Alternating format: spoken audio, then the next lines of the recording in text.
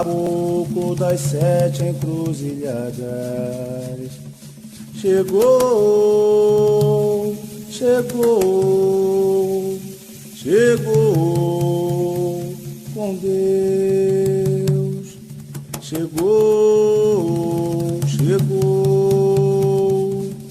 o caboclo das sete encruzilhadas.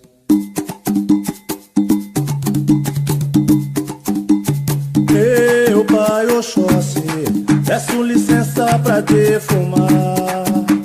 Meu pai Oxóssi, peço licença pra defumar.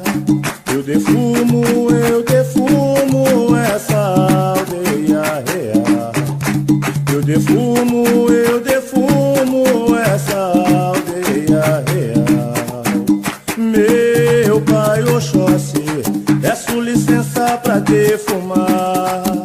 Meu pai Oxóssi, peço licença pra defumar. Eu defumo essa aldeia real. Eu defumo essa aldeia real. Oxalá mandou, ele mandou buscar capangueiros da Jurema, lá no Jurema. Oxalá mandou, ele mandou buscar capangueiros da Jurema, lá no Jurema. Pai Oxalá, que é rei do mundo inteiro, mandou ordem pra Jurema, manda seus capangueiros. Mandai, mandai, minha cabocla Jurema, os seus guerreiros. Essa é a ordem suprema. Oxalá mandou, ele mandou buscar capangueiros da Jurema, lá no Jurema. Oxalá mandou, ele mandou buscar capangueiros da Jurema, lá no Jurema. Pai Oxalá, que é rei do mundo inteiro, mandou ordem pra Jurema, manda seus capangueiros. Mandai, mandai, minha cabocla Jurema, os seus guerreiros. Essa é a ordem suprema. Mandai, mandai, minha cabocla Jurema, os seus guerreiros.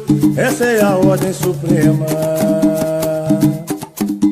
Balanceia, balanceia, quero ver balancear. Balanceia, balanceia, quero ver balancear. Aê, dona das matas, deixa meus caboclos passar. Aê, dona das matas, deixa meus caboclos passar. Balanceia, balanceia, quero ver balancear. Balanceia, balanceia, quero ver balancear. Aê, dona das matas, deixa meus caboclos passar. Aê, dona das matas, deixa meus caboclos passar. Uma cabocla vestida de pena, o rei das matas mandou lhe chamar. Uma cabocla vestida de pena, o rei das matas mandou lhe chamar. Oi, pede forças que a Jurema tem, oi, pede forças que a Jurema dá. Oi, pede forças que a Jurema tem, oi, pede forças que a Jurema dá. Uma cabocla vestida de pena, o rei das matas mandou lhe chamar. Uma cabocla vestida de pena, o rei das matas mandou lhe chamar. Oi, pede forças que a Jurema tem, oi, pede forças que a Jurema dá. Oi, pede forças que a Jurema tem, Oi, pede forças que a Jurema dá. Quem vem de lá, rompendo as matas da Jurema. Quem vem de lá, rompendo as matas da Jurema, é o meu caboclo que vem chegando, e como brilha o seu diadema. É o meu caboclo que vem chegando, e como brilha o seu diadema. Quem vem de lá, rompendo as matas da Jurema. Quem vem de lá, rompendo as matas da Jurema, é o meu caboclo que vem chegando, e como brilha o seu diadema. É o meu caboclo que vem chegando, e como brilha o seu diadema. É o meu caboclo que vem chegando, e como brilha o seu diadema.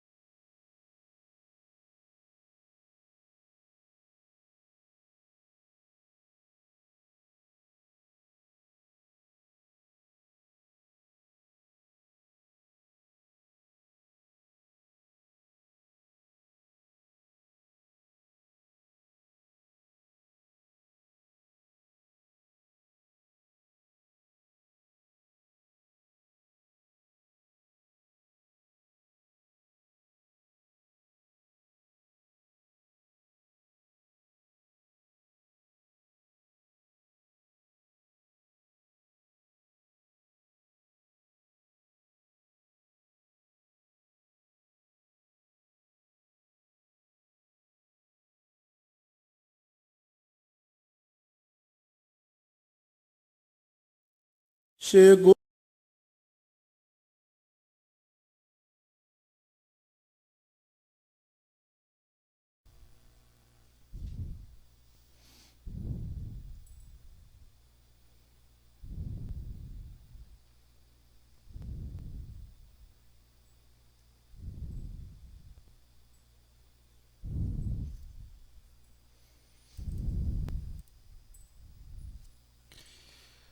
Olá, irmãos, boa noite, sejam todos bem-vindos. São 20 horas e 1 minuto aqui em Cruz Alta, no Rio Grande do Sul. Hoje é dia 29 de março de 2017. Estamos de volta aqui para continuarmos os nossos estudos sobre teologia de Umbanda no nosso encontro 8. Por contratempos, na semana passada não pudemos estudar juntos, não é verdade? Por problema de saúde, eu estava bem ruim, e em virtude disso, por não ser a aula não iria render, então eu achei melhor a gente postergar para essa semana, tá bem? Vamos ver como é que estamos aqui na nossa sala. Roberta, Flávia, Márcio, Márcia, 2 Márcios, legal. Por enquanto Estamos com 11 irmãos na sala. Ok, irmãos, então vamos dar continuidade aos nossos estudos de teologia de Umbanda Sagrada. De novo, nessas últimas 2 semanas nós tivemos o ingresso de mais alguns irmãos no nosso grupo, somando, portanto, os nossos estudos. A esses irmãos que estão chegando agora, mais recentemente, o meu boa noite, sejam bem-vindos a esse estudo de teologia de Umbanda Sagrada.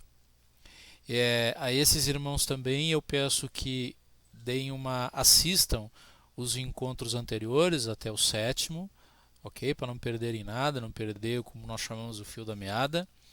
Eu peço também que examinem a seção de arquivos do nosso grupo, porque já tem a apostila lá, a apostila em PDF com o conteúdo que a gente viu até a aula 6 ou 7, se não me falha a memória, e na medida que a gente vai evoluindo, eu vou acrescentando material e conteúdo nessa apostila.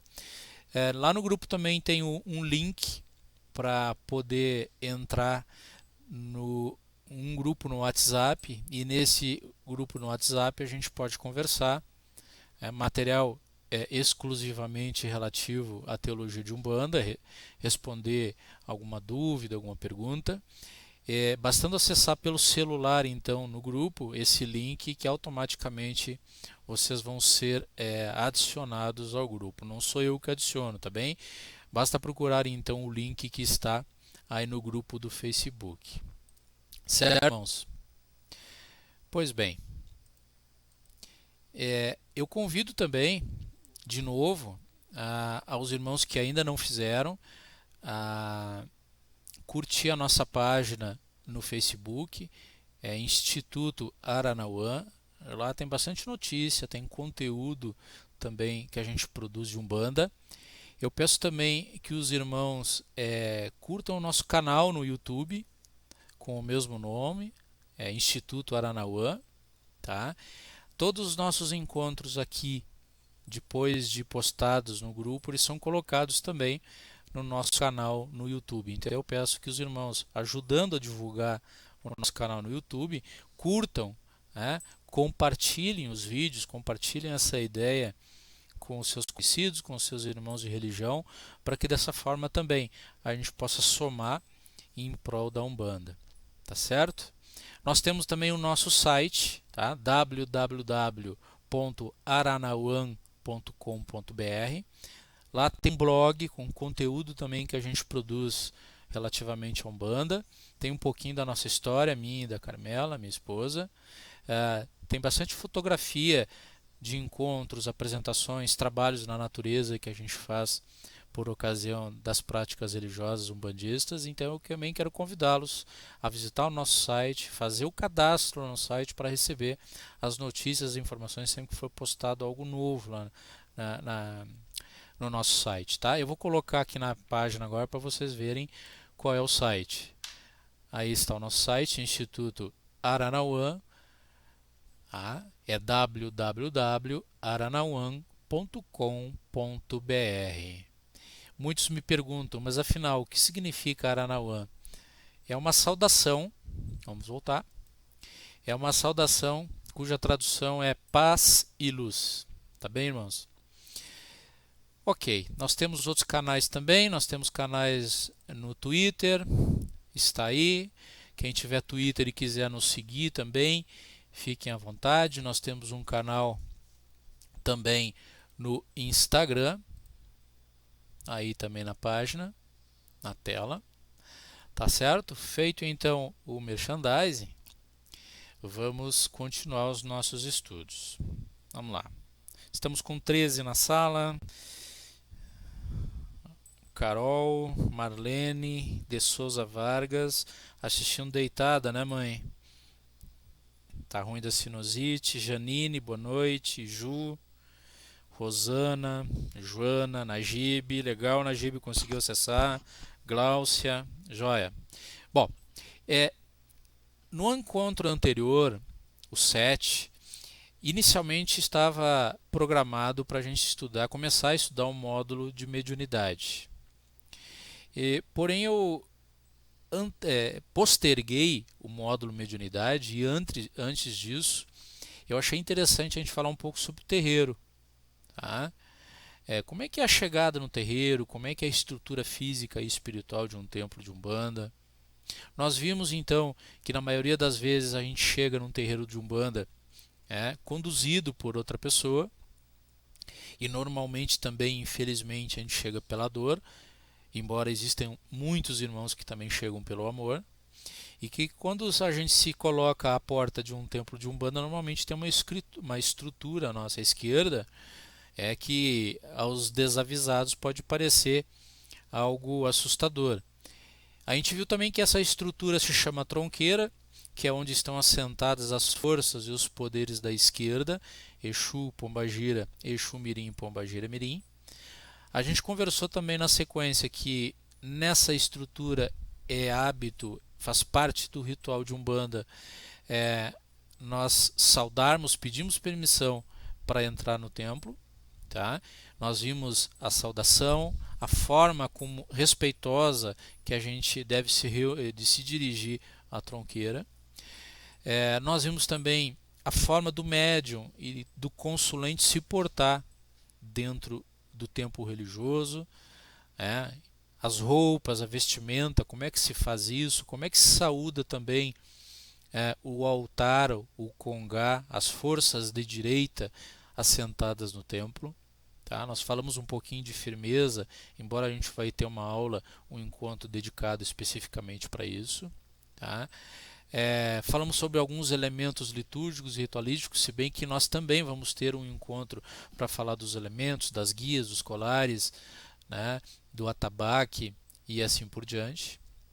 E nós falamos um pouco da liturgia, e eu disse também, eu lembro que a liturgia ela não tem um modelo imutável. Cada terreiro de Umbanda, cada dirigente, ele pode conduzir os trabalhos quanto à liturgia da maneira que ele melhor entender. Nós passamos um passo a passo que pode servir como um modelo para uma liturgia, quando se chega no templo, a abertura do trabalho, a oração, a evocação das forças dos poderes que vão trabalhar naquela noite. Nós vimos que é comum também, além da oração, o dirigente fazer uma preleção, falar sobre aqueles poderes que vão ser movimentados na noite, as linhas de trabalho que vão vir em terra para poder fazer o trabalho de caridade. Nós falamos um pouco da defumação também, e da abertura dos trabalhos. Tá bem, irmãos? Então, rapidamente, foi uma recapitulação do aquilo que a gente viu no nosso encontro anterior, na semana retrasada. Tá? Ok. Boa noite, Bruno. Legal. Roberta. Bem, quando a abertura dos trabalhos é realizada, e nós já vimos também que a abertura deve ser feita pelo dirigente, pelo sacerdote da casa, porque é ele que detém a chave que abre as coroas do congá, do altar de direita, para que através dele, através do altar, através do congá, fluam as telas vibratórias, os poderes das divindades, que são os sagrados pais e mães orixás. Essa força e esse poder é recebido no altar de direita na vertical, e ele expande esse poder, essa força, esse magnetismo, essa irradiação na horizontal, atingindo todos os médios e a consulência. Abertos os trabalhos, é comum também, embora isso possa variar um momento de casa para casa, de terreiro para terreiro, de dirigente para dirigente, se cantar pontos cantados para a linha de trabalho que vai atuar naquela noite. Tá? Então, por exemplo, hoje nós temos gira no nosso templo. Vamos criar então um terreiro virtual, né? E por que não?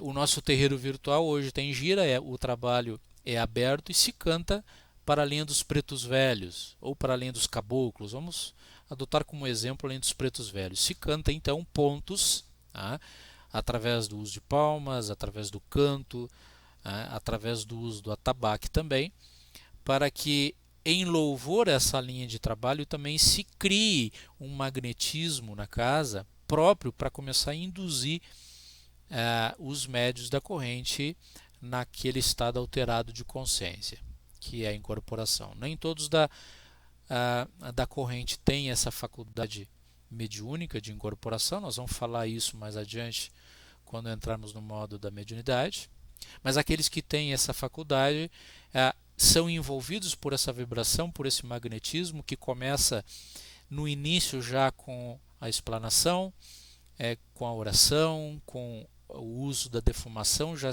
muda o padrão vibratório do ambiente, todos já começam a ser envolvidos por essa irradiação. Então, com os pontos cantados, as linhas de trabalho começam, os guias espirituais se aproximam dos campos vibratórios espirituais dos seus respectivos médiuns para que ocorra o acoplamento, áurico, que é a incorporação. Normalmente, o primeiro guia espiritual que chega, que baixa, que incorpora no terreiro é o guia do sacerdote da casa, do dirigente. E quando isso ocorre, também é comum, e eu falo, gente, tudo que a gente conversar aqui eu não falo como regra ou algo imutável. É segundo o meu ponto de vista, segundo a doutrina que eu sigo e segundo a teologia de Umbanda Sagrada. E isso pode mudar de acordo com o dirigente, mas normalmente é assim. O guia-chefe do sacerdote da casa, ele incorpora, e também isso é comum que todos os outros demais médios da corrente, quando chega o guia-chefe em terra, eles se ajoelham e bate cabeça em sinal de respeito e reverência ao guia-chefe do sacerdote da casa. Na sequência, a incorporação dos guias dos demais médios, ela deve ser coordenada, organizada e controlada.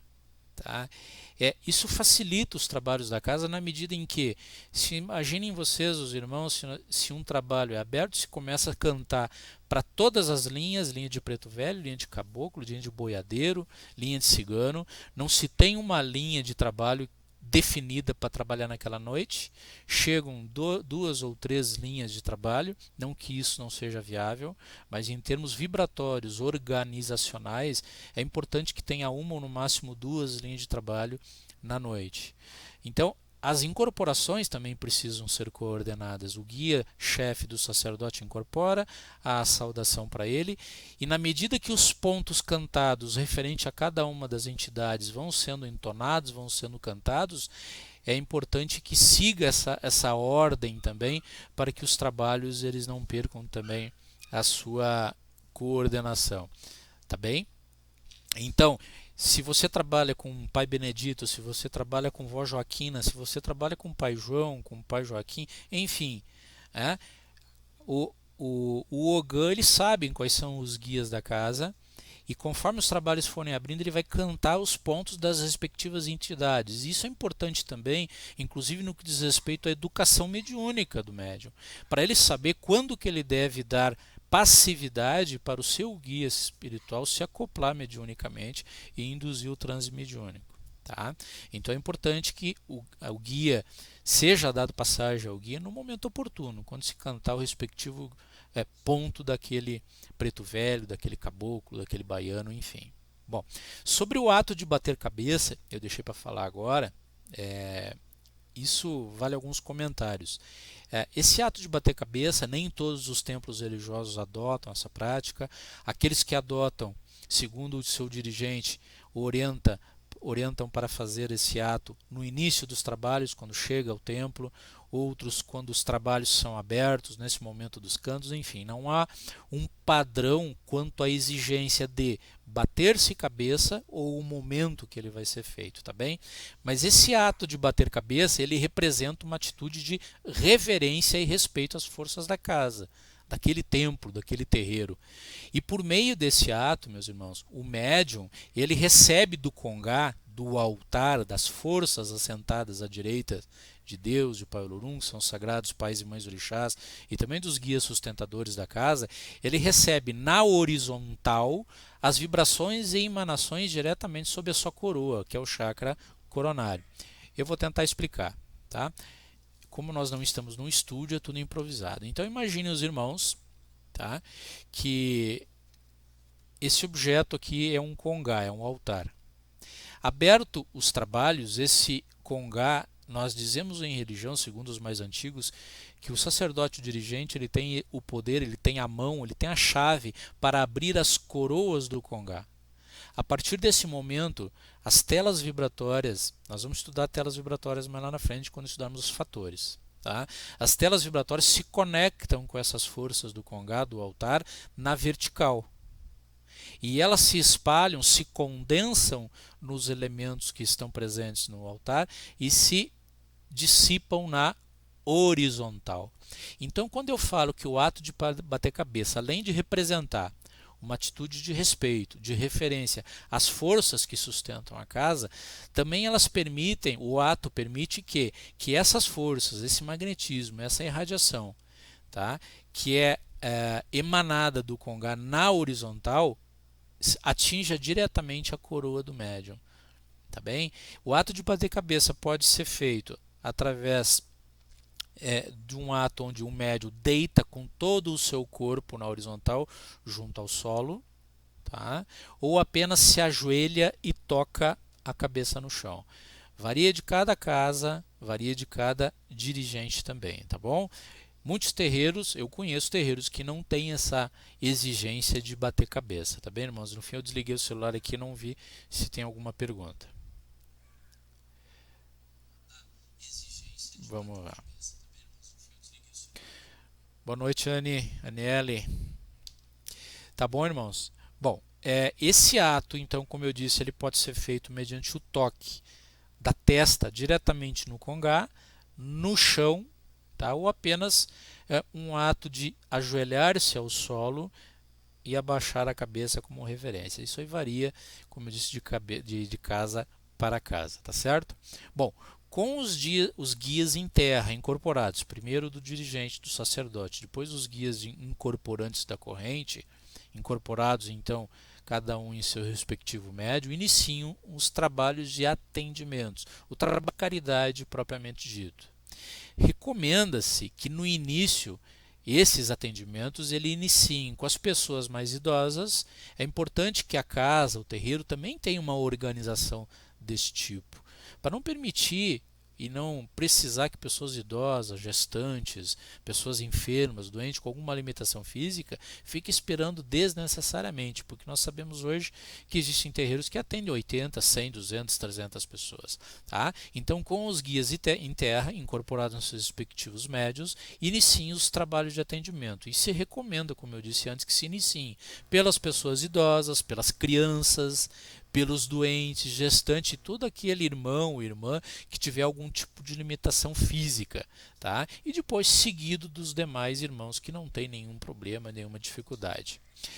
Muitos terreiros, muitos templos, e a gente já teve oportunidade de presenciar isso, e eu acredito que vocês também têm o hábito de distribuir fichas que vão sendo entregues para os membros da assistência conforme eles vão chegando no terreiro. Mas essa prática, a gente sabe também que ela só funciona se ela for realizada com rigor, ou seja, não se deve entregar a ficha com muito tempo de antecedência, levar para casa e depois voltar mais tarde, porque é comum a pessoa chegar cedo, pegar a ficha, ir para casa e depois voltar às 9h30, 10 horas, para não precisar ficar na fila e aguardar o atendimento. Então isso é interessante também, que se tenha uma organização nesse tipo. Outras casas não têm esse regime esse sistema de distribuição de fichas, e a chamada vai ser, depois dos atendimentos preferenciais, aqueles irmãos por ordem de chegada. Tá bem?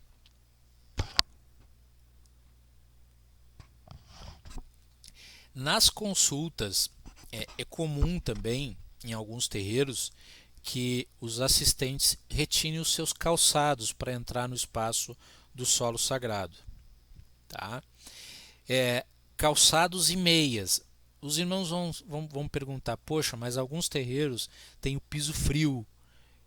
Existem pessoas idosas, crianças e pessoas que estão doentes. E esse ato de ficar com os pés descalços e sem meia não pode acarretar um problema de saúde? Eventualmente sim. Claro que é preciso analisar caso a caso. Se tiver relato de alguém que não possa estar e ficar nessas condições, de ficar sem os calçados de 6,5, é importante também que comunique isso para os médios da corrente e por dirigente, se ele não estiver trabalhando incorporado, para que seja dada autorização para que ele entre com os calçados. Mas de qualquer forma, é importante quando se chega num terreiro, num templo religioso pela primeira vez, se perguntar, tá, qual é o hábito, qual é o sistema da casa, se é entrar com calçado ou sem calçado na medida que vão sendo chamados, tá? Bom, chamado a pessoa, o irmão, a irmã para os respectivos atendimentos junto ao espaço do solo sagrado, que normalmente fica localizado em frente ao altar, esses irmãos e irmãs da assistência são colocados em frente aos guias espirituais. Normalmente, quando é um preto ou uma preta velha, sentado no seu toco, também os irmãos da assistência se colocam sentados no chão ou em algum banco na sua frente. Quando é um caboclo ou uma cabocla ou um guia de uma outra linha de trabalho, normalmente em pé, depende muito da linha de trabalho, tá? Mas o fato é que a assistência se coloca, se põe em frente ao guia espiritual incorporado nos seus respectivos médios, é educado, é cortês, demonstra respeito também, que seja retirado qualquer tipo de cobertura, tá? Isso é importante, chapéu, boné similares, particularmente eu acho desrespeitoso chegar de chapéu de cobertura na casa de qualquer pessoa, muito mais num templo religioso. Isso demonstra então respeito por aquele guia espiritual que percorre uma distância etérica, às vezes muito grande, baixa a sua vibração para chegar aqui no nosso plano natural humano para poder fazer o seu trabalho. É o mínimo que a gente pode fazer. Se recomenda também, vejam irmãos, isso não é regra, depende de cada caso, nós estamos falando em linhas gerais. Se recomenda também que sejam retirados todos os objetos metálicos, como joias, relógios, adornos e todo tipo de brinco, anel, todo tipo de metal, porque sabidamente esses objetos eles dificultam a circulação de energias que são trabalhadas durante o atendimento. Muitos irmãos da assistência não sabem, não entendem ou não querem entender que desde a chegada no terreiro, no templo religioso, eles já estão sendo atendidos. Os guias espirituais, as forças espirituais da casa já estão fazendo uma varredura, estão vendo qual vai ser a necessidade e a demanda daquela noite, já estão trabalhando no plano etérico a estrutura física, espiritual e material desses irmãos, tá? O último ato que se culmina o atendimento é justamente o momento em que ele se posta na frente do guia. Então, o que já não foi feito antes, né, é concluído por ocasião desse atendimento. Tá? Por isso que eu falei também no nosso encontro anterior que é recomendável, não estou falando obrigatório, que além de entrar de pé descalços para receber a energia, a força do terreiro, bem como se despir de coberturas de qualquer objeto metálico, que também o assistente, o irmão ou a irmã que frequenta o terreiro utilize roupas claras. Eu não disse roupa branca, eu disse roupas claras, porque da mesma forma as roupas claras elas também facilitam a circulação das energias dos passes energéticos e espirituais que são feitos naquele momento do atendimento. Tá? Existe o passe que é feito pelo médio da corrente, né, que é o chamado passe magnético, que é a imposição de mãos, e o passe espiritual, o passe energético, que é feito pelos guias incorporados. Em qualquer uma das circunstâncias, quanto menos metal, quanto mais densidade o assistente carregar consigo, seja pela roupa, ou seja por algum objeto que tiver consigo, quanto menos denso ele tiver, maior benefício ele vai ter. Tá bem, irmãos? Nenhuma pergunta? Não, nenhuma pergunta. Bom, vamos adiante então.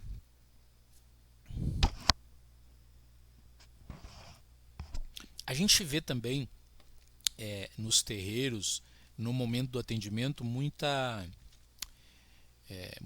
desencontro, digamos assim, com relação a cumprimentar adequadamente os guias. O assistente não tem a obrigação de saber como é que se cumprimenta um preto velho, como é que se cumprimenta um caboclo, um boiadeiro, um cigano, tá? E esses guias espirituais eles também não vão deixar de praticar a caridade, de fazer o trabalho deles se eles não forem corretamente cumprimentados. Eu já tive a oportunidade de ver guias brigarem com assistentes no sentido de que filho ou filha, você não me cumprimentou certo, não cumprimentou o preto velho, a preta velha ou o caboclo de forma correta, tá?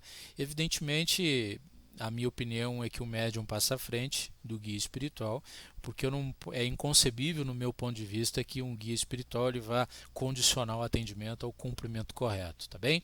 Mas de regra, o cumprimento dos pretos velhos ele pode variar, com as mãos fechadas assim, como se estivesse orando, e tocam junto ao mesmo movimento de mãos do consulente. Os caboclos é a troca de mãos, assim, ou o abraço e o toque dos ombros. Tá? O boiadeiro já tem um outro tipo de cumprimento. Né? Isso varia também muito, meus irmãos, do costume da casa. Tá? Aquela reverência, aqueles atos que são feitos pelo dirigente, há uma tendência de que os médios da corrente também repitam. Mas o que eu quero dizer para vocês é que o cumprimento não é fundamental quanto à forma. Porque não há cumprimento mais sincero, mais bonito, mais amoroso de que chegar nos pés de um preto velho e pedir a bênção dele, pegar nas mãos do preto velho e pedir bênção meu pai, bênção minha mãe. Esse é o cumprimento melhor que pode existir para um guia espiritual. Terminados os atendimentos, feitos os atendimentos com ordem de preferência de idosos, gestantes, crianças, pessoas doentes e depois dos seguintes, na forma em que eu disse de forma exemplificativa. Terminados esses atendimentos, o templo normalmente é limpo, tá? É importante que ele seja limpo, descarregado, porque talvez na mesma semana se tenha outro trabalho ou de atendimento ou de desenvolvimento mediúnico. Então, normalmente ele é limpo, descarregado dessas energias negativas eventualmente acumuladas, e na verdade não é eventualmente, essas energias ficam sempre acumuladas, porque são energias densas trazidas também com os consulentes, porque nem sempre quem procura o terreiro é para agradecer, mas também está trazendo alguma carga, algum problema e pedindo ajuda. Tá? É claro que muitas dessas energias já são descarregadas no início dos trabalhos, quando se passa pela tronqueira. Lembram que nós falamos no nosso encontro anterior, né? Que tem um objetivo também de descarregar essas forças, forças negativas que chegam com os consulentes. Tá? Então aquilo que já não foi esgotado, limpo, descarregado no início, é interessante que ao final dos trabalhos seja feito um trabalho de limpeza, não só limpeza física, limpeza do ambiente, como uma limpeza espiritual.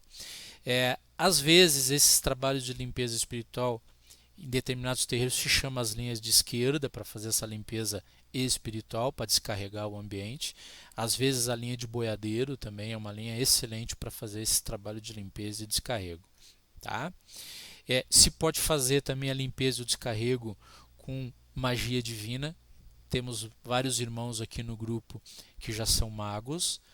Magia divina em qualquer um dos seus graus, seja elemental ou mental, ela pode ser utilizada também para fazer a limpeza etérica, energética dos terreiros de Umbanda, tá bom? Bom, muitas vezes, falando um pouquinho agora sobre o que acontece depois do encerramento da gira, né? Se faz no terreiro a limpeza física, a limpeza espiritual, energética, e muitas vezes os consulentes, eles saem do terreiro com recomendações. Tá? A gente vê isso sempre nos terreiros e invariavelmente as pessoas retornam ao terreiro sem cumprir aquilo que a entidade, o caboclo, o preto velho recomendou. Filho, você deve acender uma vela na sua casa. Filho ou filha, você deve tomar um banho de erva, 2 banhos de erva, 3 banhos de ervas com as seguintes ervas. Filho, você deve fazer uma oferenda. São recomendações mágico-religiosas que na grande maioria das vezes o consulente não faz. E os guias sabem disso, porque quando eles retornam a casa, sentam no pé do preto velho e perguntam: filho ou filha, como é que você está? Não estou bem, mas você fez o banho, você fez aquilo que eu te pedi? Ele disse: não fiz. E muitas vezes eles mentem, dizem que fazem e na verdade não fizeram. Seguir as recomendações dos guias espirituais é fundamental, meus irmãos. A Umbanda não é pronto-socorro no sentido de que se chega, tudo que se pede se obtém. Tá? É imprescindível também que aqueles que procuram os terreiros de Umbanda façam a sua parte. Tá? A sua parte de ser uma pessoa melhor cada dia, no seu processo de reforma íntima, Cumprir aquilo também que os guias espirituais recomendam, seja fazer oração, seja firmar uma vela dentro de casa, seja fazer um banho de ervas, fazer uma defumação. São práticas mágico-religiosas que é bem comum se recomendar e que muitos irmãos e irmãs que procuram os terrenos acabam não fazendo. Tá? Então veja que nós estamos ao final da gira. O que acontece depois? Então, esses consulentes, irmãos, eles devem seguir à risca as recomendações dos guias espirituais. Tá? E eu dei alguns exemplos aqui, porque isso faz parte do tratamento. Tá certo? Nenhuma pergunta, tá todo mundo quieto hoje. Bom, alguma coisa, alguns comentários a respeito, bem rápido, porque eu vou falar mais para frente sobre isso, quando nós conversarmos sobre magia na Umbanda, o ato de acender velas. Muitos consulentes não acendem vela em casa. Gente, eu respeito a doutrina de todo mundo, tá? Eu vou falar o que eu sigo. Não acendem vela dentro de casa porque em algum momento ouviram falar que não se acende vela dentro de casa porque a luminosidade da vela ela pode atrair espíritos que estão precisando de luz. Não se acende vela colorida em casa. Vela do anjo da guarda só acima da cabeça. Respeitando, claro, todas as doutrinas que se tem por aí, de todos os segmentos de Umbanda e todas as práticas religiosas, é preciso compreender todo o sentido mágico do ato de acender uma vela. Tá bem? Aqueles irmãos que já fizeram o grau de magia das 7 chamas sagradas entendem o que eu estou falando. Tá? Então, o ato de acender uma vela dentro de casa, depois de devidamente consagrada, rezada, oferecida a Deus, a um orixá, a um guia espiritual, é salutar, é saudável, nos liga ou nos religa com o nosso lado sagrado. Tá? Nenhum espírito de pouca luz vai chegar à casa dos irmãos, à minha casa, à nossa casa, porque tem uma vela acesa. Se o problema for a chama, que atrai espíritos obsessores, espíritos sofredores, nós não poderíamos, em tese, acender, eu vou ser radical, não poderíamos, em tese, acender o fogo, a chama do fogão, porque se é o fogo que atrai, então qualquer fogo não poderia ser produzido em nossas casas. Então, o acendimento de uma vela, quando recomendado pelo guia ou por um médium já consciente e experiente, depois de consagrada essa vela, oferecida a uma divindade ou a um guia espiritual, é saudável, tá? E produz todo um trabalho mágico na vida desse consulente ou dessa pessoa que é um tratamento muito eficaz, muito eficiente. Tá? Nós vamos falar um pouquinho mais sobre isso lá adiante, quando nós conversamos inclusive sobre a firmeza de anjo da guarda e a firmeza de esquerda. Sobre o banho de ervas, muita coisa também se diz por aí, e eu volto a dizer que eu respeito as opiniões em contrário, no sentido de que o banho de erva não pode ser dado na cabeça, na coroa, é só do pescoço para baixo, e que o banho de erva também ele tem que ser com um número determinado, não pode ser número par, tem que ser sempre número ímpar. Tá? Data Vênia, meus irmãos, eu acho que nós estamos em 2017, tá? A Umbanda, assim como toda e qualquer religião e ciência, ela acabou evoluindo. É preciso que a gente se compreenda o contexto histórico em que se dizia que um banho de erva não era possível de se praticar, de se fazer na cabeça. O que não se recomenda de fazer um banho de ervas na cabeça é com relação às ervas tóxicas.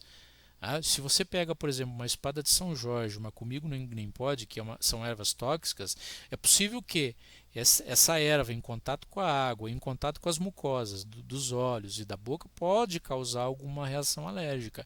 Então a única contraindicação com relação a não usar um banho de ervas na coroa, na cabeça, é em relação à toxicidade de alguma erva especificamente. Ou claro, se a sua doutrina que você pratica no seu terreiro, na sua casa, também não permite, e a gente respeita todo e qualquer ponto de vista em contrário. Tá bem, irmãos? Nós vamos falar um pouquinho mais lá na frente, provavelmente a gente vai ter um módulo só sobre banhos, ervas, defumações, e a gente vai voltar a falar sobre o uso das ervas. Tá? Então, o que eu quero dizer é que os consulentes devem sempre seguir as orientações dos guias espirituais, porque isso faz parte do tratamento. Não adianta nós procurarmos o terreiro tentando obter uma mágica ou resultados imediatos. Nós temos exemplos diários, não só na internet, mas pessoas conhecidas minhas e de vocês, no sentido de que pessoas acabam se desiludindo com a religião, querendo sair da religião, se médiums ou deixar de frequentar um terreiro, que são consulentes, porque não conseguiram atingir os seus objetivos. Não conseguiu um emprego, não conseguiu um namorado, uma namorada, não conseguiu aquilo que queria. Tá? E isso é profundamente triste, porque demonstra que essas pessoas não entenderam qual é a mensagem da Umbanda. A Umbanda não é um balcão de troca, de negociações, onde você chega, você reza, você faz o que o guia espiritual lhe pede e você recebe. Tá? É possível que é necessário também que tenhamos necessidade e merecimento. Porque segundo a lei maior e a justiça divina de Deus, que vão dimensionar o momento e o que nós podemos e precisamos receber. Tá bom, irmãos? Então vamos atentar inclusive para isso, quanto o que acontece depois que saímos do terreiro.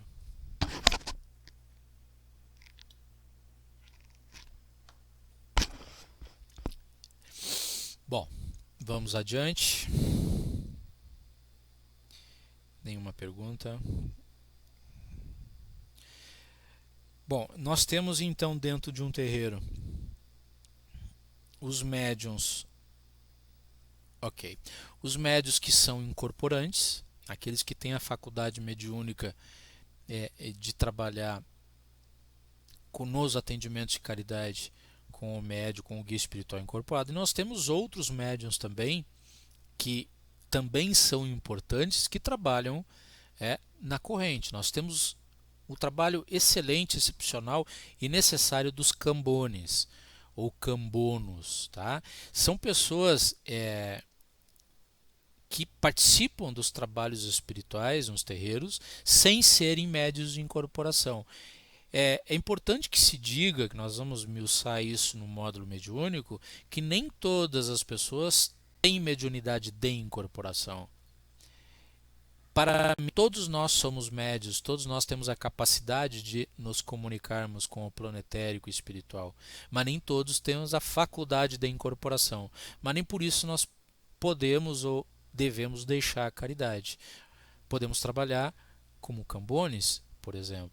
O trabalho do cambone, ou daqueles que dão assistência, auxiliam os guias espirituais e auxiliam também na realização dos trabalhos, são fundamentais dentro da Umbanda. Existem, como eu disse para vocês, inúmeras formas de mediunidade. Então, imaginem vocês se todos os médios de uma corrente incorporassem quem é que iam auxiliar os guias nesse processo, por exemplo, de fazer uma anotação de que banho tomar, de que providência vai fazer, de que vela vai acender, que orientação é dada, como é que se faz um banho, por exemplo. Nem sempre o guia espiritual tem condições de fazer isso, porque tem 40, 50, 100 pessoas para serem atendidas. Então, se todos incorporassem, imagina os irmãos quem é que ia ajudar a auxiliar nesses trabalhos. Então, por isso que é fundamental o trabalho do cambone dentro da Umbanda, tá? Bom, os cambones ou cambonos, como eu falei antes, eles são trabalhadores importantíssimos dentro do terreiro, isso já se disse, porque eles cuidam para que tudo esteja em ordem e para que tudo atenda às necessidades dos guias incorporados, como precisa de algum elemento material. Por exemplo, um guia, um preto velho, nós demos o exemplo antes que estamos numa gira de preto velho, ele pede para alguém um fumo para usar no seu cachimbo. Ou ele pede uma vela para fazer algum trabalho mágico religioso com aquele consulente. Se não tem ninguém para auxiliar, quem é que vai fazer isso? O preto velho, o caboclo, vai lá na gaveta, no armário, na cozinha, vai pegar? Não que isso não seja possível, mas isso atrapalha de certa forma o bom andamento dos trabalhos. Então, por isso é fundamental o trabalho dos cambones. Então, eles são os responsáveis nessa linha, nesse passo, então, pelo bom andamento de todas as atividades que ocorrem durante os atendimentos espirituais. Eles costumam ser bem preparados, é importante que eles sejam bem preparados quanto à doutrina dos espíritos, bem como as respectivas linhas de trabalho. eles podem ou não ser médios de incorporação. Eu mesmo, ainda que seja médio de incorporação, eu trabalhei muitas vezes cambonando em determinada noite de trabalho, porque quem determina se vai haver atendimento são os guias e não nós. Na maioria das vezes, esses guias vêm para a prática. E aí, se o telefone não toca de lá para cá, a gente acaba não trabalhando incorporado, mas pode realizar outro trabalho na casa, como passe magnético ou até mesmo cambonando. Então é importante que se conheça a doutrina da Umbanda, a doutrina da casa, é importante que se conheça também as linhas de trabalho, para que os trabalhos de atendimento eles se desenvolvam da melhor forma possível. Muitos médios de incorporação na fase de preparação, na fase de desenvolvimento, eles passam pelo camboneamento. Isso é comum, é quase que uma regra. Durante esse processo de educação mediúnica, o médio que está treinando, ele está se desenvolvendo, ele faça a prática do camboneamento, porque dessa forma ele conhece não só a doutrina da casa, a doutrina dos espíritos, mas também as linhas de trabalho que vão atuar naquela casa nas noites de atendimento. Tá? É quase que um estágio obrigatório dentro do terreiro, é bem comum que isso aconteça. Dentre as principais atividades dos cambones, a gente pode citar então, a título de exemplo, a preparação antes da abertura da gira, como eu falei para vocês, é preciso que o templo esteja organizado, limpo, a recepção das pessoas, dos irmãos e das irmãs que estão chegando no terreiro, organização das cadeiras, organização às vezes até do altar, sempre a pedido do dirigente espiritual, organização dos elementos de todos os objetos de trabalho que as entidades costumam usar e solicitar durante os atendimentos, porque não há nada mais constrangedor do que um caboclo, um preto velho pedir um elemento de trabalho, não se achar onde eles estão e começar a procurar no terreiro. Tá? Isso eu já vi muito, tudo isso que eu cito é porque eu já presenciei. Então é importante que se fique tudo já organizado, para que quando solicitadas as entidades todos os elementos sejam entregues diretamente para elas sem demora. Tá? Então o auxílio dos cambones durante os atendimentos é fundamental. Tá bem? Bom, nós temos também os ogãs. Eu vou falar hoje só sobre os cambones e os ogãs.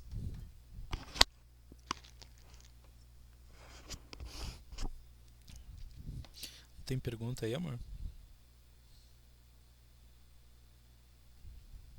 Ok.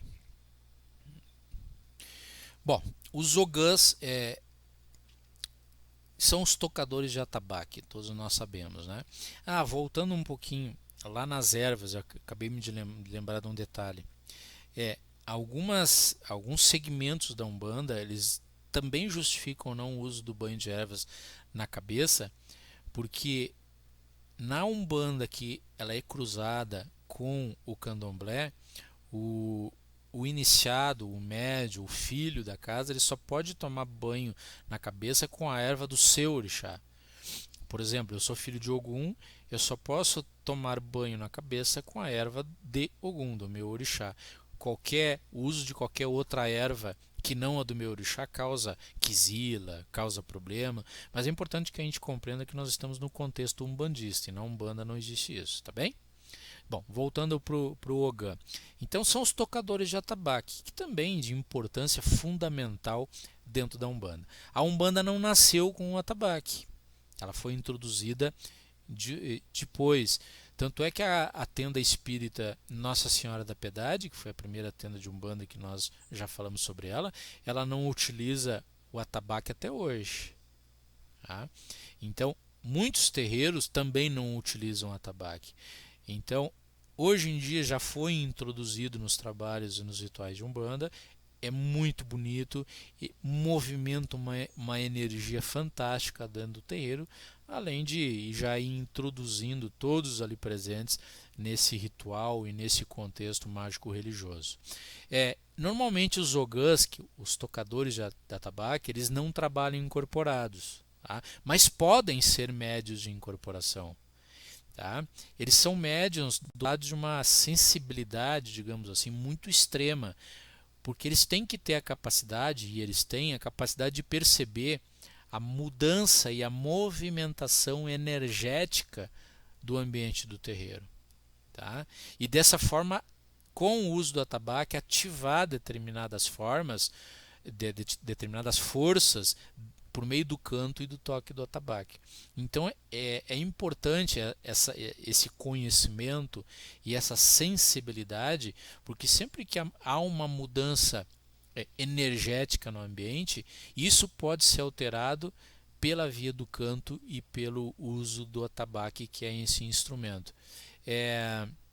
Nos terreiros, melhor dizendo, em que os sacerdotes incorporam no início, como de regra deve ser, que normalmente o guia do dirigente é o primeiro a chegar em terra, conforme nós já falamos antes. Então, nesses terreiros em que o sacerdote incorpora de início, já no início dos trabalhos, na abertura, e trabalha o tempo todo incorporado, quem segura a gira e mantém a constância e a energia da vibração do trabalho é o Ogã. É ele que controla, que movimenta, sente a mudança energética e, conforme a necessidade, ele movimenta essas forças pelo uso do canto e pelo uso do instrumento. Há Ogãs natos, aqueles que já nasceram com esse dom, ou seja, eles são preparados já na espiritualidade e encarnam com essa missão de desempenhar essa função tão importante dentro da Umbanda e das religiões que utilizam esse instrumento de forma geral, e também há aqueles que são preparados durante a sua jornada terrena, tá? Após um período mais ou menos longo de estudo, iniciações e práticas. Um atabaque bem tocado é magnífico, ele movimenta forças num terreiro, num trabalho que é fundamental para a prática religiosa. Então é preciso muito treino, é preciso muito estudo e é preciso muita prática e muita preparação. Bom, depois da preparação dos Ogãs, aqueles que fazem esse treinamento, essa preparação aqui já quando encarnados, tá? Eles se formam, existem hoje aí inúmeros cursos, bons cursos de preparação de Ogãs, tá? Para aqueles que já não são preparados na espiritualidade, como eu falei antes, tá? Eles se formam e normalmente eles se apresentam publicamente numa formatura e recebem um nome litúrgico que passa a identificar esses Ogãs, esses irmãos para sempre. Então eles podem, inclusive, conforme a doutrina da casa, serem reconhecidos e identificados, inclusive, como pais e mães espirituais. A questão de mães é polêmica, porque em alguns segmentos de doutrina, e quase em todos no candomblé, a mulher não pode passar nem perto do atabaque. Só quem pode tocar atabaque é o Ogã homem. Tá? Mas nós estamos no contexto umbandista. Eu já vi muitas mulheres Ogãs que tocam belíssimamente esse instrumento. Então, na Umbanda não há vedação, não há proibição de mulheres exercerem essa importante função que é o toque, o uso do atabaque. O que não ocorre, como eu disse, em outras religiões mediúnicas, como o próprio candomblé. Tá? Irmãozinhos esses que eu respeito muito. Então é algo controverso ainda, inclusive dentro da Umbanda, porque nós temos Umbanda misturado com rituais candomblecistas, conforme nós já vimos em encontros anteriores, e em alguns terreiros eles praticam essa chamada Umbanda cruzada ou Umbanda homolocô.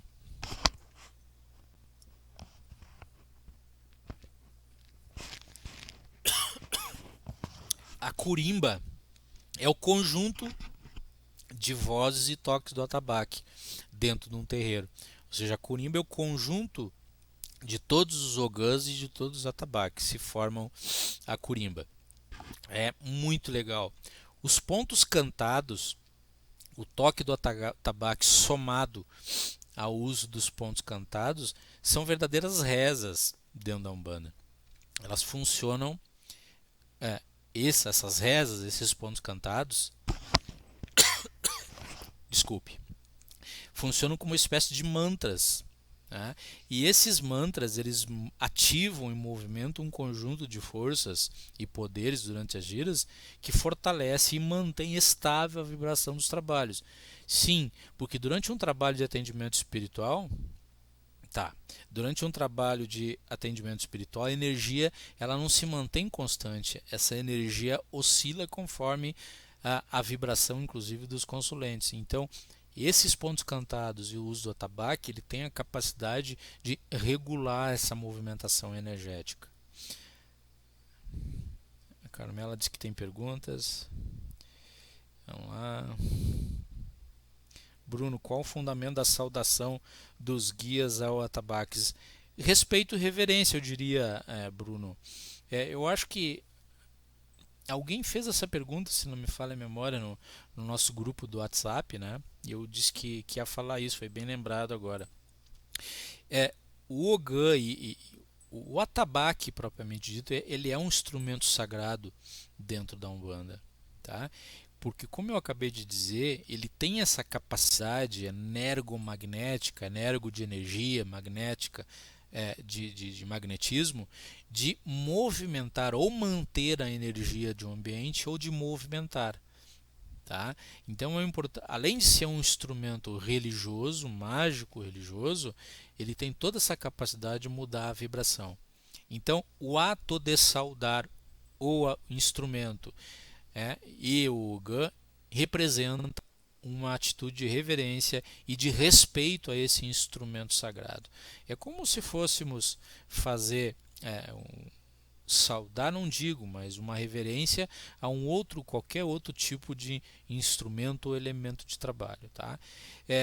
Nem todas as casas têm o hábito de fazer com que os médios da corrente façam a saudação à curimba. Tá? Isso depende da doutrina de cada casa. Isso às vezes pode ser feito na abertura dos trabalhos, quando está sendo feita a abertura do trabalho, se faz a saudação à curimba. Tá? Ou os guias espirituais incorporados, melhor dizendo, eles fazem essa saudação, e não são todos os guias. Eu conheço muitos caboclos e pretos velhos que eles vão até o congá, apenas saúdam o congá, e às vezes só o dirigente e não faz a saudação ao congá. Então isso aí vai muito da doutrina da casa e também vai muito do guia. Cada guia espiritual é um indivíduo diferente. Tem mais perguntas aqui, vamos ver.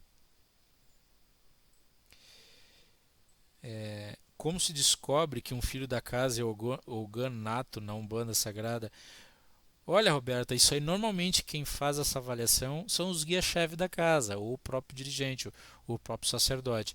Mas é importante que o Ogã nato, ele comece a frequentar uma casa, ele se relacione com as forças da casa, e que, se esse for o destino dele, ou seja, se isso estiver já preparado, se esse irmão ou essa irmã já foi preparado na espiritualidade, em algum momento da jornada mediúnica, religiosa, espiritual dele, isso vai ser revelado. Tá? E essas revelações são feitas às vezes de formas inesperadas. Então, normalmente essa revelação é feita por um guia espiritual ou até mesmo pelo dirigente da casa. Tá? Não existe uma regra sobre isso. Foi tu?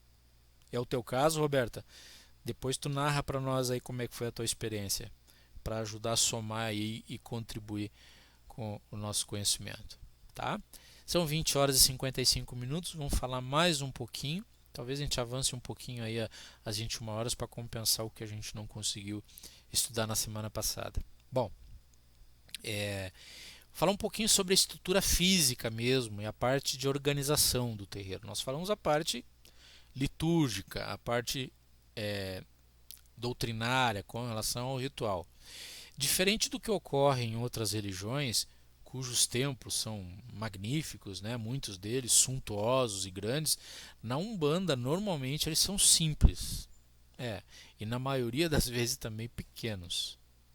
Eu ainda conversava com a Carmela essa semana, porque tinha uma sala aqui em Cruz Alta muito grande, muito bonita e muito cara no centro da cidade. Se não me falha a memória, estava para alugar por R$17.000. Então percebam os irmãos que R$17.000 todos os meses de aluguel é uma quantia bem vultosa, né? Eu ainda comentava com ela que pena que o proprietário não baixa o preço para que seja locado. E, para nossa surpresa, essa semana abriram as portas e começaram a instalar uma igreja lá. Sim, uma igreja universal, né, amor? Não, mas eu acho que é evangélica. Me parece que é a igreja universal, com um aluguel de R$17.000. É uma sala magnífica, muito grande, e dificilmente nós vamos ver algo parecido na Umbanda, não que isso seja possível.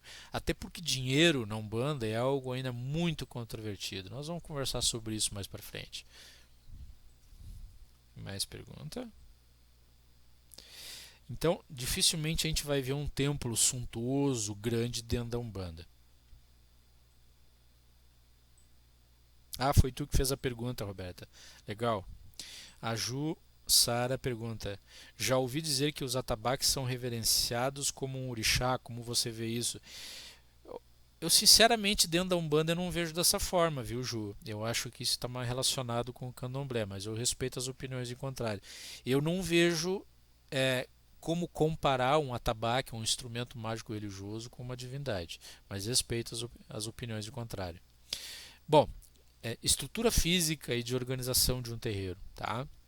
Ainda que na maioria das vezes eles sejam simples e pequenos, é recomendável que tenha no mínimo uma estrutura mínima, né, que possa permitir que os trabalhos sejam realizados. E quando eu falo em mínimo, é mínimo mesmo, tá? Que isso possa que esse templo tenha os seus utensílios, as suas ferramentas, os seus objetos, os seus médiuns e aqueles que colaboram. Aqueles que colaboram, os últimos que eu falei, eles todos devem estar muito bem preparados e informados. Por que eu digo isso? Não raras vezes nós chegamos num terreiro e a gente pergunta algo e ninguém sabe dizer. Então, todos aqueles que trabalham, digamos, além da corrente mediúnica e que trabalham como ajudantes, como colaboradores, todos indistintamente têm que estar bem informados e preparados sobre tudo que acontece dentro de um terreiro. Isso tem a ver com a organização, tá? Não há nada mais errado, penso eu, dentro de um terreiro do que alguém responder que não sabe alguma coisa. Então você vai num local religioso para buscar ajuda, pergunta, por exemplo, aonde que eu deixo uma roupa para fazer um benzimento e alguém da casa dizer que não sabe, eu estou apenas exemplificando para falar da importância da organização dentro de um terreiro. Todo mundo deve estar bem informado. Bom, logo, dessa forma, todos, sem exceção, devem estar treinados, né? Devem haver reuniões administrativas com a finalidade de orientar cada um dos irmãos colaboradores nas suas respectivas funções. Eles devem ser treinados, devem ser orientados para que, quando eles recebam uma pergunta dos frequentadores, dos irmãos da assistência, eles tenham condições de responder a contento, ou no mínimo levar essa questão até uma pessoa que possa resolver, tá? Então daí a importância, como eu disse, a reuniões periódicas, reuniões administrativas, porque um terreiro, um templo religioso, ele não é apenas a prática da caridade, ele tem sim que ter uma parte organizacional, uma parte administrativa, para que os trabalhos se desenvolvam de maneira correta, de maneira bem produtiva. Eu diria que pelo menos uma vez por mês é recomendável que se tenha reuniões administrativas entre o terreiro ou alguém indicado pelo sacerdote para fazer essa parte de organização, tá? É desejável, eu digo desejável porque a gente sabe que isso é difícil e nem sempre é possível, que o terreiro, o templo tenha banheiro, no mínimo um banheiro. Vocês vão dizer, poxa, Adriano, o que isso tem a ver com teologia e com doutrina? Como esse é um estudo aprofundado que a gente está fazendo de bastante tempo, é importante que a gente estude, discuta e avalie todas essas questões inerentes à nossa religião, porque só assim ela vai crescer mais ainda, tá? É importante que tenha banheiro, de preferência masculino e feminino, tá? Ou no mínimo um que comporte ambos os sexos. Esses banheiros, ou esse banheiro, no caso de um só, e deve estar muito limpo, muito bem higienizado, não precisa ser luxuoso, gente.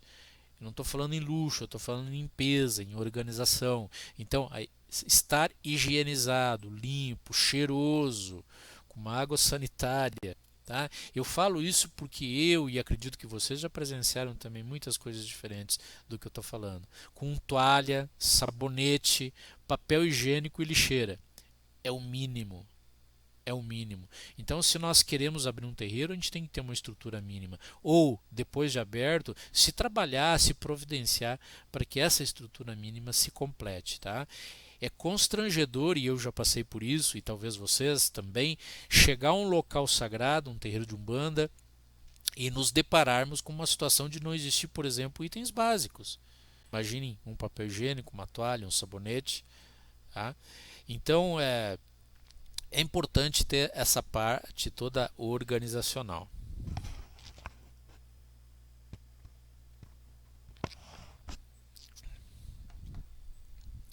21h02, irmãos, não vamos nos prolongar demais. A Carmela já está me chamando a atenção aqui com relação ao horário.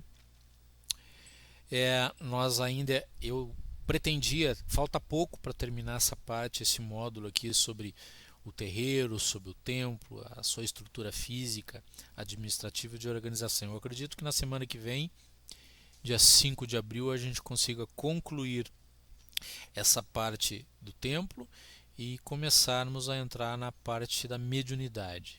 Aí eu acredito que vai ficar mais atrativo, porque é um assunto que desperta o interesse de todo mundo, sejam os iniciantes, sejam aqueles mais experientes. Nós vamos estudar bastante coisa sobre a mediunidade, os tipos de mediunidade, o que é mediunidade, qual é o funcionamento biológico da mediunidade. Sim, tem toda uma relação biológica com o nosso organismo, tem órgãos humanos que são responsáveis por toda essa faculdade mediúnica. Tá bem, meus irmãos? Vamos ver se tem mais alguma pergunta aqui. Não tem nenhuma pergunta. Ok. Então eu quero agradecer a presença de todos os irmãos hoje. Nós estamos agora nesse momento com 10 na sala, mas com certeza, depois de postado no grupo, mais irmãos vão assistir, sejam aqui pelo Facebook ou sejam pelo YouTube, no nosso canal na internet. A todos esses irmãos e irmãs que forem assistir depois, a nossa saudação, nosso muito obrigado.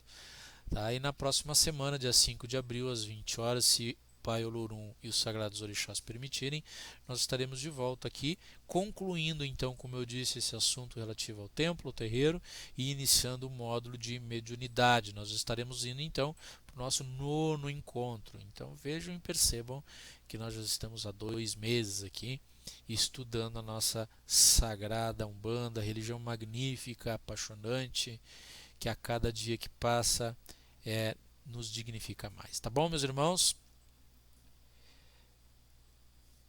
Eu agradeço agora. Não entendi, Roberta. Por favor, para terminar.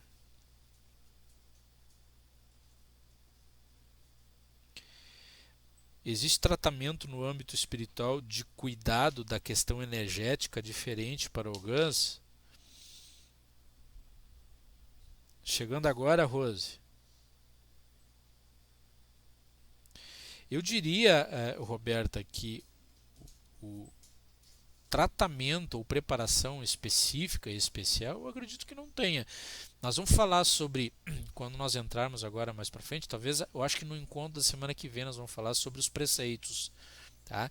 E todos os preceitos se aplicam também para os ogãs. Nós vamos falar sobre as firmezas de direita e de esquerda, nós vamos falar sobre abstinência de carne, de sexo, de álcool, nós vamos falar sobre o banho de ervas, e tudo isso se aplica também aos ogãs. Eu não acredito que haja necessidade, embora eu respeite doutrinas diferentes, que precisa ter uma preparação especial para o ogã no que diz respeito à questão energética. Tá? Mas na semana que vem nós vamos falar sobre esses preceitos, e, no meu ponto de vista, esses preceitos se estendem também aos ogãs. Aliás, todos aqueles que participam da casa, na corrente, seja como Cambone, seja como médium de incorporação, seja como ogã ou como colaborador. Tá? Espero ter ajudado. Boa noite, Bruno. Então, abraço a todos. Que Deus abençoe e proteja a casa de vocês, o trabalho de vocês, e até semana que vem. Tá bom? Tchau, tchau.